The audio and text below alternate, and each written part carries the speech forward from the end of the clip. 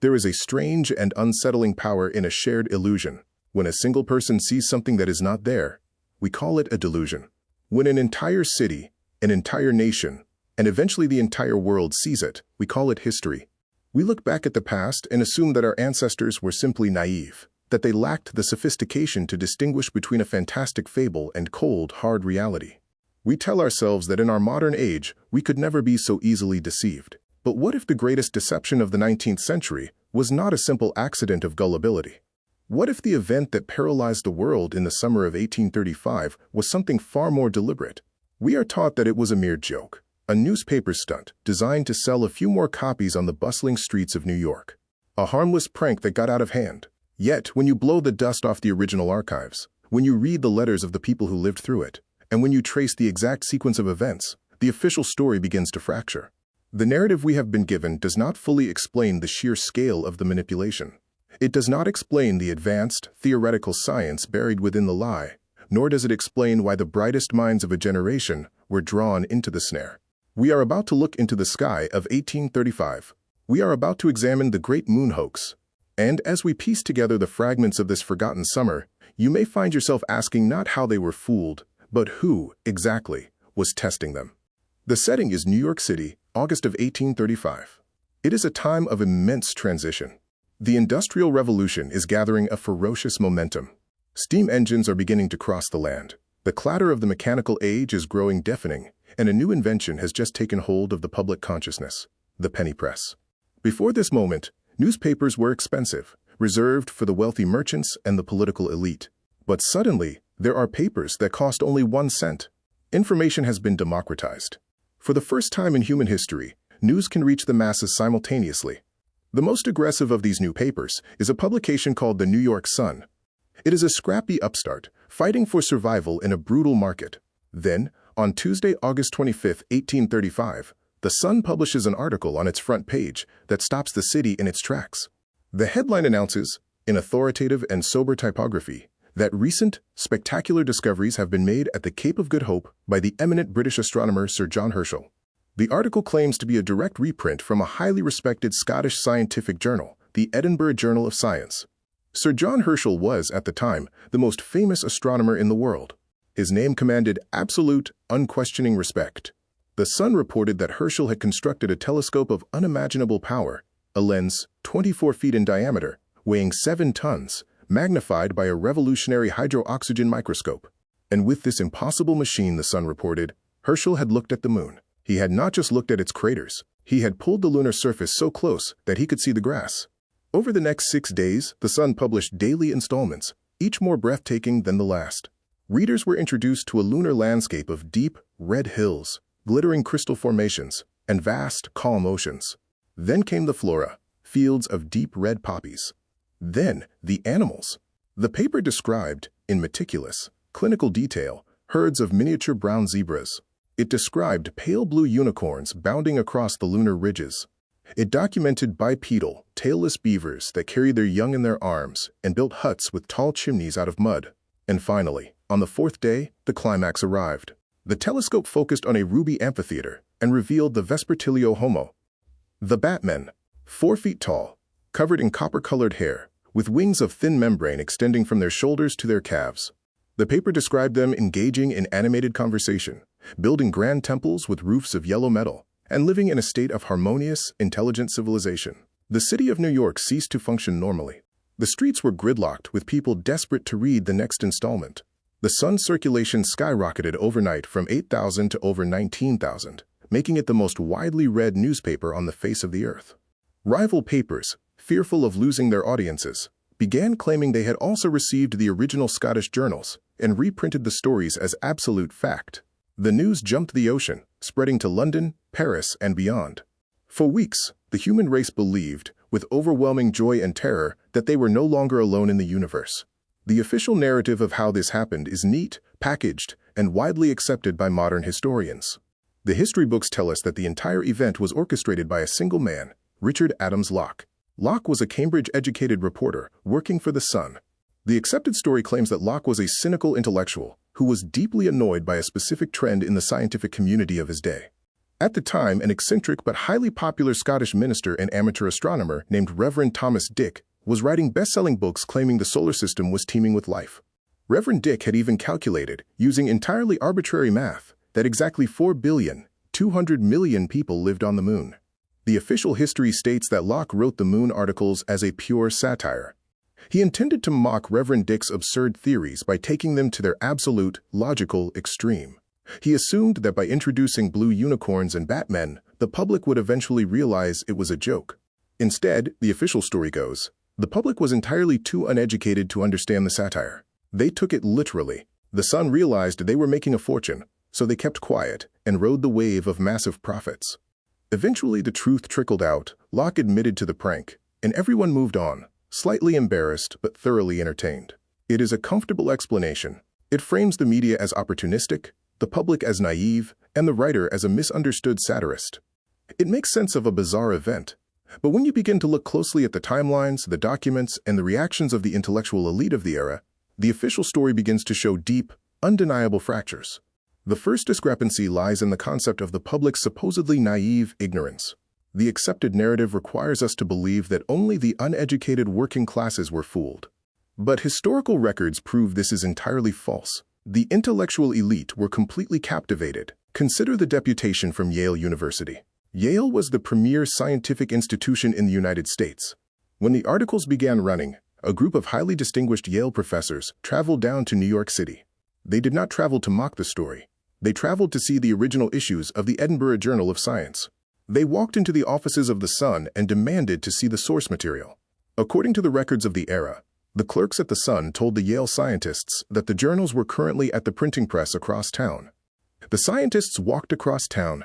When they arrived, they were told the journals had been moved back to the main office. They walked back. The most brilliant scientific minds in America were sent on a wild goose chase by a penny paper, and they complied because they fundamentally believed the science described in the articles was entirely plausible. Why did they believe it? This leads us to the second, far more troubling crack in the official story. The technical details in the text. Richard Adams Locke was a reporter. Yet the first two articles of the moon hoax contain no monsters, no Batmen, and no unicorns. They are dense, incredibly dry essays on theoretical optics. The articles describe the exact mathematical formulas required to bypass the known limits of telescopic magnification. They detail the chemical composition of the lenses, the specific focal lengths, and the implementation of a hydro-oxygen microscope to illuminate the focal image. Modern optical historians who have reviewed the text have noted that the science described, while ultimately fictitious, was remarkably sophisticated. It represented the bleeding edge of theoretical physics in 1835. The optical mechanics described were not the scribblings of a bored journalist writing a quick satire. They were the meticulously constructed blueprints of someone who deeply understood the limitations of astronomy and exactly what theoretical leaps would be required to overcome them. How did Richard Adams Locke possess this highly specialized knowledge? Was he truly working alone, or was someone else feeding him the technical foundation necessary to make the illusion airtight? When we dig deeper into the mechanics of the event, the idea that this was a simple satire begins to look highly improbable. A satire is designed to be recognized as a satire. But the moon hoax was designed to perfectly mimic the established voice of scientific authority. Let us examine the pacing of the articles. It is a masterpiece of psychological conditioning. Locke did not introduce the Batmen on the first day. If he had, the public might have rejected it. Instead, he spent the first 2 days establishing a fortress of scientific authority. He bored the reader with heavy mathematics, establishing trust. Once the reader surrendered to the authority of the science, he introduced something slightly unusual. Red flora. Plausible. The next day, miniature zebras. A slight stretch, but understandable on a smaller planet. By the time the Batmen were introduced, the psychological trap had already closed. The reader had already accepted the premise. They had been logically cornered into believing the unbelievable. This is not the structure of a joke. This is the structure of a psychological operation. Furthermore, consider the environment in which this happened. Edgar Allan Poe, the legendary American writer, was deeply obsessed with the moon hoax. Poe had actually published his own story about a journey to the moon, titled The Unparalleled Adventure of One Hans Pfaall, just weeks before the Sun published its articles. Poe's story was clearly fiction, and it was largely ignored. When the Sun story exploded, Poe was furious. He knew it was a fabrication, but he was fascinated by why the public believed Locke's story and ignored his. Poe noted that Locke's genius was in his journalistic detachment. The sun did not tell the reader what to feel. It merely reported the dimensions of the Batman's wings as if it were reporting the price of grain. Poe recognized something terrifying happening in the streets of New York. He realized that the new penny press had the power to engineer reality. If something was printed in columns, with an authoritative tone, and distributed widely enough, the human mind would simply surrender its own critical faculties. The repetition of the printed word created an artificial truth. This brings us to the quiet, lingering questions that have haunted media historians for over a century. What if the Great Moon Hoax was not an accident of greed? What if it was the first deliberate test of mass media manipulation in human history? We must ask ourselves to consider a different perspective. It is entirely plausible that the birth of mass communication in the 1830s was viewed by the powerful not just as a way to sell goods, but as a mechanism of control. Prior to the penny press, the flow of information was slow. People trusted what they could see with their own eyes, what they heard in their own towns. But suddenly, there was a machine that could put the exact same thought into the minds of 50,000 people on the exact same morning.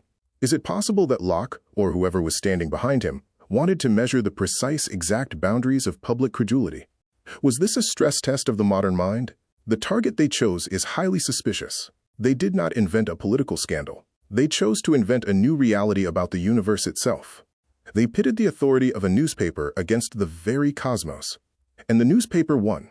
They proved that if you cloak an absurd lie in the language of unquestionable science, and if you distribute it rapidly enough, the public will not just believe it, they will fiercely defend it.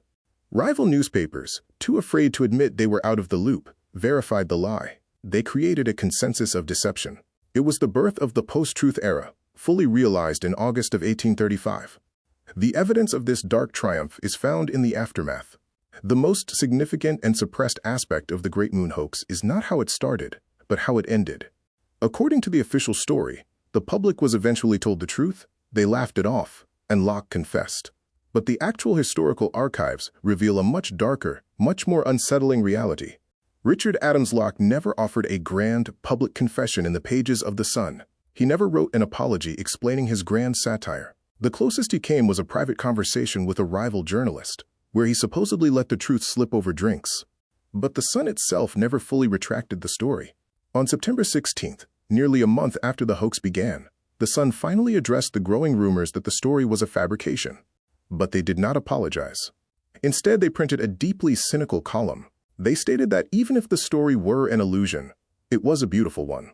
They argued that the articles had provided a pleasant diversion from the drudgery of daily life, and therefore, it did not really matter if it was entirely true. The most chilling revelation in the archives is the reaction of the public. When the realization finally settled over New York, and then the world, that the blue unicorns and the Batman did not exist, there were no riots. The Sun was not burned to the ground. The readers did not cancel their subscriptions. In fact, The Sun remained the most popular paper in the city. The people accepted the deception. We find letters from the era, forgotten in library vaults, that speak of a profound melancholy that washed over the public. They had looked up at the moon and seen a vibrant, living world. They had felt a cosmic connection. When it was taken away, they felt deeply alone again. They did not hate the Sun for lying to them. They were simply sad that the lie wasn't real. They preferred the beautiful fabrication to the cold, empty truth. Far across the world, at the Cape of Good Hope, Sir John Herschel finally received bundles of newspapers from America and Europe. At first, the eminent astronomer was amused. He laughed at the sheer absurdity of the claims. But as the weeks turned into months, his amusement turned to profound dread. He began receiving thousands of letters from across the globe. People were asking him for more details. Religious organizations were asking him how they could construct balloons to send missionaries to the moon to convert the Batmen to Christianity. People were asking him for the mathematical formulas to build their own giant telescopes. Herschel realized that he could not put the fire out. He published denials, but the denials were printed on the back pages of newspapers, while the Batmen had lived on the front pages. The truth could not compete with the sheer entertainment value of the lie. Herschel spent the rest of his life haunted by a discovery he never made, his name forever tied to a magnificent, fabricated dream. When we look back at the Great Moon Hoax of 1835, we are not looking at a simple journalistic prank. We are looking at a meticulously engineered blueprint. We are looking at the exact moment humanity discovered that reality is not what you see with your own eyes, but what the loudest voice tells you it is. The mechanics used in 1835 are the exact same mechanics used to manipulate perception today. The appeal to false authority. The slow, methodical escalation of a narrative. The weaponization of technical jargon. The creation of a consensus by forcing rivals to agree with the lie to maintain their own relevance. Perhaps Richard Adams Locke was just a clever man who got incredibly lucky. Perhaps he stumbled blindly into the perfect psychological storm, writing a simple joke that accidentally broke the human mind. Maybe it was simply a series of accidents, or maybe the people who lived through that August in 1835 were the unwilling subjects of a grand experiment. An experiment that proved, once and for all, that the human desire to be amazed will always overpower the human desire to know the truth. The moon still hangs over our cities tonight. It is the same quiet gray stone it was a century and a half ago. But when we look at it, we must ask ourselves what illusions we are projecting onto the world today. What fabricated realities are we collectively agreeing to believe, simply because they are printed in authoritative type, distributed to the masses, and offer us a reality more interesting than our own? We look back and laugh at the people who believed in the Batman, but are we truly any different? Or are we simply waiting for the next beautiful lie to fall from the sky?